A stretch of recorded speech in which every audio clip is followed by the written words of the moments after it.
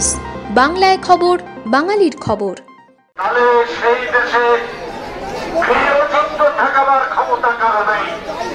আমাদের ভারতবর্ষ ক্রমশ আরএসএস এর নেতৃত্বে, বিজেপির নেতৃত্বে মানুষ যেন তাদের সন্দেহের চোখে না দেখেন, তারা যেন সত্য উদ্ঘাটনে কোনোভাবে প্রভাবিত না হয়, পিছিয়ে না আসে।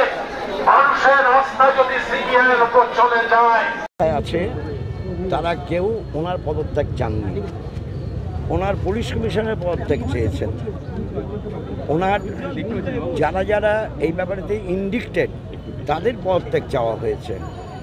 কাজে ওনার তো পদত্যাগ চাইনি। যে পদত্যাগ চাইনি সে সম্বন্ধে মন্তব্য কেন কী করবো? উনি বলছেন যে বাইরে থেকে জুনিয়র ডাক্তারদের রাজনীতিবিদরা পলিটিক্যাল টিপস দিয়েছে এবং সেই কারণে তারা আজকে লাইভ স্ট্রিমিং এর জন্য এরকম ভাবে অবাধ্য হয়ে রইল। তার সম্বন্ধে আমার কিছু জানা নেই। যে বিষয় জানা নেই সেই বিষয় নিয়ে মন্তব্য করবো কী করে? কোনোভাবে কি মনে হচ্ছে যে শাসক দলের তরফ থেকে বা স্টেট অ্যাডমিনিস্ট্রেশনের তরফ থেকে জুনিয়র ডক্টরদের এই মুভমেন্টটাকে পলিটিক্যাল কালার দেওয়ার একটা চেষ্টা করা হচ্ছে? সেটা তো হচ্ছে, সেটা বারবার হচ্ছে।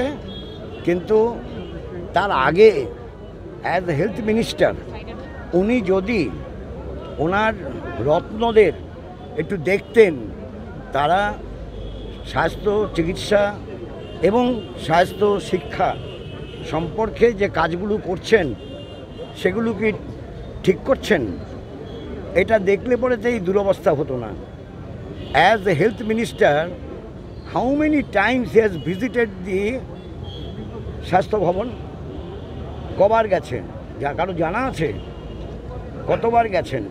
উনি জেলায় জেলায় যান প্রশাসনিক সভা করতে, তো স্বাস্থ্য ভবনে প্রশাসনিক সভা করেন না কেন? স্বাস্থ্য ব্যবস্থা সম্পর্কে আলোচনা করেন না কেন? তাহলে স্বাস্থ্যমন্ত্রী আছেন কেন? যদি স্বাস্থ্যমন্ত্রী থাকবেন তাহলে তার দায়িত্ব পালন করতে হবে অ্যাজ হেলথ মিনিস্টার। কারণ স্বাস্থ্য দপ্তরটা হচ্ছে এরকম যা সারা বাংলায় গ্রামগঞ্জ সহ সর্বত্র ছড়িয়ে আছে। তিনটে দপ্তরের সাংঘাতিক কাজ থাকে, তার মধ্যে 1 নম্বর স্বাস্থ্য, 2 নম্বর হচ্ছে পঞ্চায়েত, 3 নম্বর হচ্ছে শিক্ষা। কারণ শহরে তো জমির চাষের ব্যাপার নেই, ফলে কমে গেল এরিয়াটা যতগুলো শহর আছে। সেখানে উনি দায়িত্বে আছেন স্বাস্থ্য, যার স্টাফ থাকার কথা সবথেকে বেশি স্টাফের একটা অংশ। পঞ্চায়েত দপ্তরের স্টাফ আর স্বাস্থ্য দপ্তরের স্টাফের মধ্যে তেমন বিশাল ফারাক নেই, তুল্যমূল্যে বিচার করা যায়। সেখানে উনি কিছুই দেখেন না, কিন্তু পদে আসীন আছেন। আর জুনিয়র ডাক্তাররা একবারও চেয়ার চায়নি, তারা চেয়ার চায়নি, চেয়ার চেয়ে কোনো কথা বলেনি। অথচ উনি বলেছেন ওরা ওদের ন্যায় বিচার চায় না, ওরা চেয়ার চায়। ও তো বলেনি, যা বলেনি তা নিয়ে অত কথা বলার কি আছে? শেষ কোথায়, মানে সমস্যার সমাধানের পথ কি আপনার? শেষ নিশ্চয়ই আলোচনার মাধ্যমেই করতে হবে, আলোচনার মাধ্যমে করতে হবে। সেই আলোচনা করার পরিবেশটা তৈরি করতে হবে।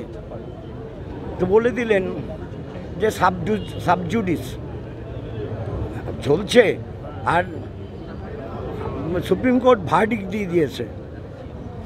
ওটা কি ভার্ডিক্ট? ওটা অবজারভেশন, পর্যবেক্ষণ। আর ভার্ডিক্ট মানে রায়, দুটো এক নয়।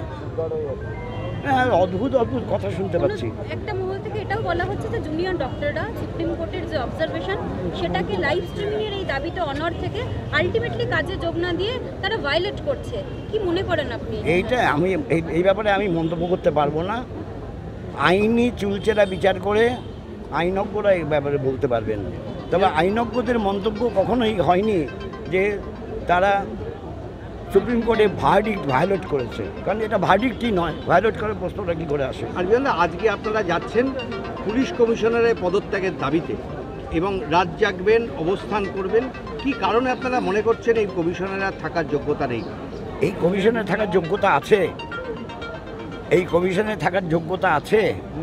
কেউ মনে করে, সাংবাদিক বন্ধুরা কি মনে করে এই কমিশনে থাকার যোগ্যতা আছে? এই কমিশনারকে মেরুদণ্ডটা সোজা করার জন্য একটা মেরুদণ্ড উপহার দিয়ে এসছে। জুনিয়র ডাক্তাররা মেরুদণ্ড সোজা রাখার জন্য একটা মেরুদণ্ড তাকে উপহার দিয়ে এসছে। এটাই মেরুদণ্ড। আপনার মেরুদণ্ড নেই, এটা লাগিয়ে নিন। বিমানদা, যতবার আপনারা কর্মসূচি করছেন, এর আগের দিনও যখন আপনাদের দলের তরফ থেকে কর্মসূচি করা হয়েছিল, লালবাজার অব্দি পৌঁছাতে দেওয়া হয়নি, ব্যারিকেড দিয়ে আটকে দেওয়া হয়েছে, আজকেও পুলিশে একটা অ্যারেঞ্জমেন্ট করা হয়েছে। আর সেক্ষেত্রে আপনারা কি মনে করছেন আপনারা পৌঁছাতে পারবেন? এবং যদি আটকে দেওয়া হয় সেখানে আমাদের যেখানে আটকে দেবে সেখানেই বসে পড়বো, কি আছে? আমরা যে যুদ্ধ করতে নামিনি, আমাদের যেখানে আটকে দেবে সেখানেই বসে পড়বো, কি আছে? সরকার বারবার বলছে যে জুনিয়র ডাক্তাররা কর্মবিরতিতে থাকে, স্বাস্থ্য ব্যবস্থার ক্ষতি হয়ে যাচ্ছে। মোট 7,500 জুনিয়র ডাক্তার, এর জন্য এত বড় ক্ষতি? সেটা তো বারে বারে ওরা ব্যাখ্যা দিচ্ছে যে মানে যদি শতকরা হিসাব করা যায় তাহলে তো পার্সেন্টেজেই আসে না, শতকরা হিসাব করলে পরেতে। আর জুনিয়র ডাক্তাররা কবে ঠিক হলো যে চাকরি করছে?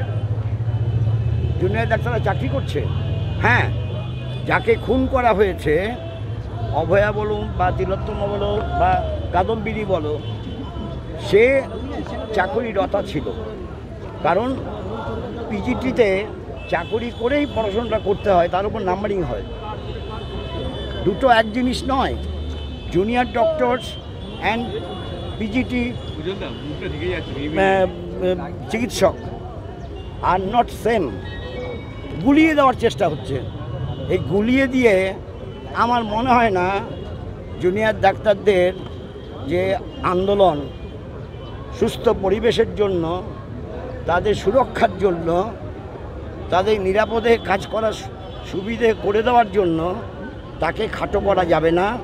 সেই দায় দায়িত্ব সরকারের যা যা আছে সরকার পালন করে তারপর বড় মুখে কথা বলতে পারে। সরকারের মুখে এখন কাল। আমাদের খবরগুলি নিয়মিত দেখতে চ্যানেলটি সাবস্ক্রাইব করুন এবং বেল আইকনটি ক্লিক করুন।